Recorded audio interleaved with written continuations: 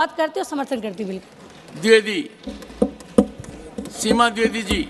माननीय सभापति महोदय, आज मैं इस बिल के समर्थन में खड़ी हूँ।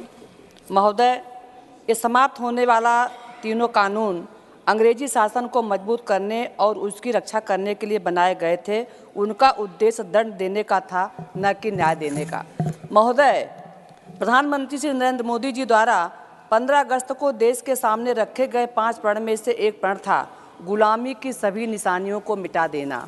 महोदय, लंबी चर्चा हुई है, आपने समय बहुत कम दिया है, लेकिन 3-4 बात रखूंगी। एक आध मिनट अगर बढ़ जाए तो घंटी न बजाइएगा, मैं अपनी बात को रखना चाहती हूँ। महोदय, जनहित में मुकदमा वापस करने के लिए भी खेल होता था। सरकारें बहुत ऐसी होती थीं जो अपनों को बचाने के लिए जनहित में मुकदमे वापस करती थीं, और अब ऐसा कोई मुकदमा जनहित में वापस अगर होता है, जनहित में मुकदमे वापस होते हैं, होने भी चाहिए, लेकिन हमारी सरकार ने जो प्राविधान रखा है वो ये रखा है, अब यदि कोई मुकदमा जनहित में वापस होगा तो पहले पीड़ित को सुनना पड़ेगा, और सुनने के बाद मुकदमा वापस करने के पहले कारण भी बताना पड़ेगा। और महोदय, यही नहीं, फांसी की सज़ा समाप्त नहीं कर सकते, कारण बताते हुए आजीवन कारावास में बदल सकते हैं। आजीवन कारावास को भी समाप्त नहीं कर सकते, कम से कम 7 वर्ष की सज़ा को सुनाना ही पड़ेगा। महोदय, अगर मुझे अच्छी तरह याद है, 1994 में बिहार में एक दलित डीएम कृष्णैया की हत्या हुई थी, सरेआम चौराहे पर उसको मारा गया था, और मारने वाला कोई और नहीं था, एक जनप्रतिनिधि था।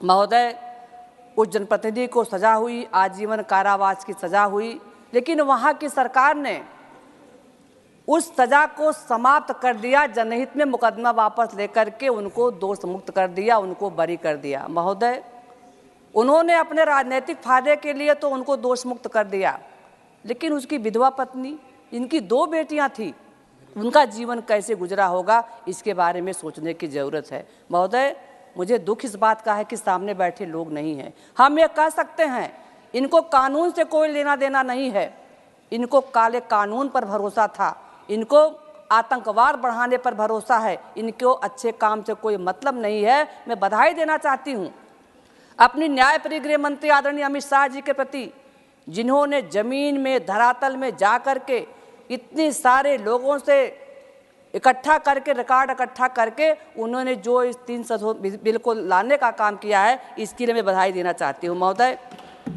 बलात्कार की धारा 376 एवं हत्या की धारा 302, महोदय, इसके पहले जो काला कानून था उसमें महिलाओं के ऊपर होने वाले अपराध को नीचे की श्रेणी में रखा गया था।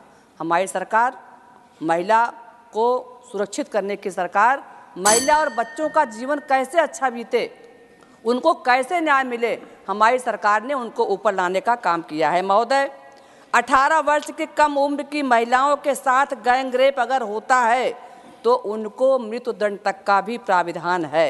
यदि महिला बालिग है तो आजीवन कारावास अथवा 20 साल की सज़ा होने का भी प्राविधान है।